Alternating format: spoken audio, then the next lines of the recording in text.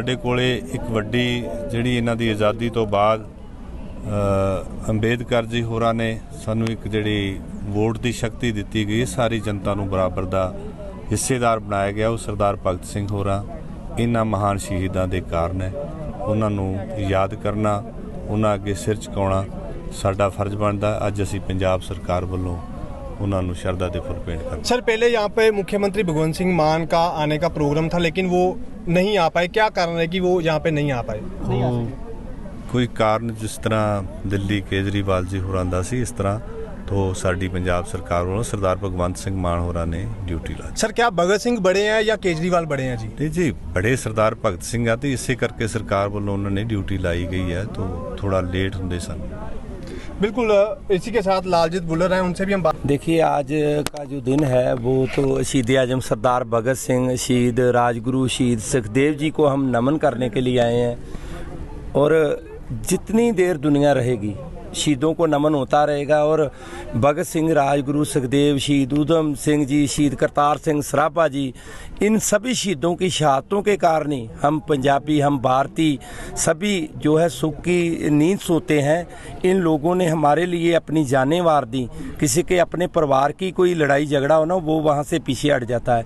इन लोगों ने अपने देश लिए, अपनी कौम लिए अपनी जानें दे दी, अपने परिवार वार दिए। इनका देन हम दे ही नहीं सकते। जितना भी कह लें कि हम इनको नमन करते रहें, इनको नमस्कार करते रहें, वो भी कर लें, ता भी हम इनका देन नहीं दे सकते। आज अगर हम लोग यहाँ पे एमएलए बतौर मिनिस्टर जहाँ पे आए हैं सरकार की तरफ से, ये भी उन्हीं की देन है। ये जो लोकतंत्र का राज आया, ये हमारे शहीदों की देन है। बाबा साहब बाबा भीमराव अंबेडकर जी ने जो संविधान लिखा, भगत सिंह और राजगुरु सुखदेव जैसे शहीदों ने हमें आज़ादी दिलाई, तो तभी संविधान लिखा गया ना।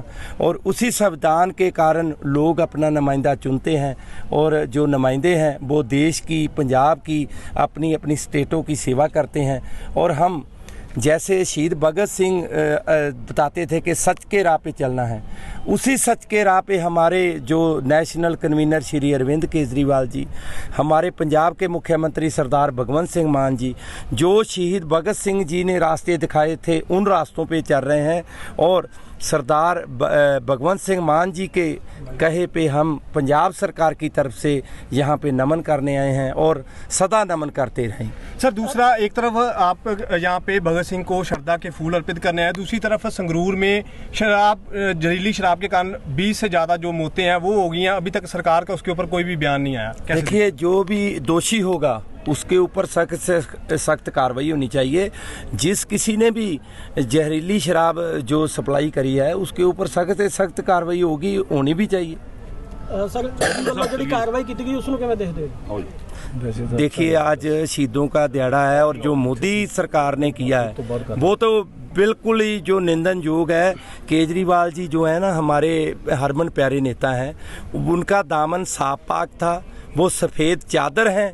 देखिए, ये जो सरकारें होती है ना, जब हुक्मरान डरते हैं किसी से तो तभी ऐसी कार्रवाइयाँ होती है। मोदी सरकार, बीजेपी सरकार जो डरती है वो अरविंद केजरीवाल जी से, सरदार भगवंत सिंह मान जी से डरती है। और डरती क्यों है? क्योंकि इन लोगों का इस बार लोग तख्ता पलट कर देंगे, इसलिए ये लोग डरते हैं। ये कार्रवाई की लगता चुनाव में देख के की गई? बिल्कुल, पहले तो बार बार ईडी समन भेजती रही, और जब उनको लगा कि ये नहीं झुकने वाले केजरीवाल साहब, तो अब चुनाव नज़दीक है, चुनाव प्रचार शुरू होने वाला था, तो ये कार्रवाई कर दी।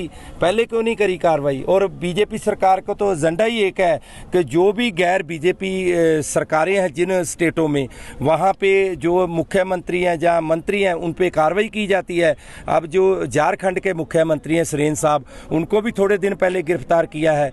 और जब दूसरी पार्टियों से मंत्रियों के ऊपर आरोप लगाते हैं, ये कार्रवाई करने से पहले उनसे पूछा जाता है आना है बीजेपी में। अगर वो बीजेपी में चले जाते हैं तो कार्रवाई रुक जाती है। अगर कोई बीजेपी नहीं ज्वाइन करता तो उनके ऊपर कार्रवाई हो जाती है।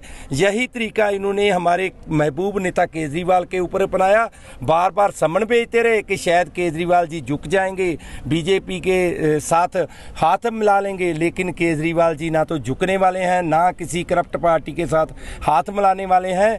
और ये जो ऐसी कार्रवाइयाँ होती है ना, ये तो मेडल होती हैं जो सियासत के राह पे, सच के राह पे चलते हैं, उनके लिए मेडल है।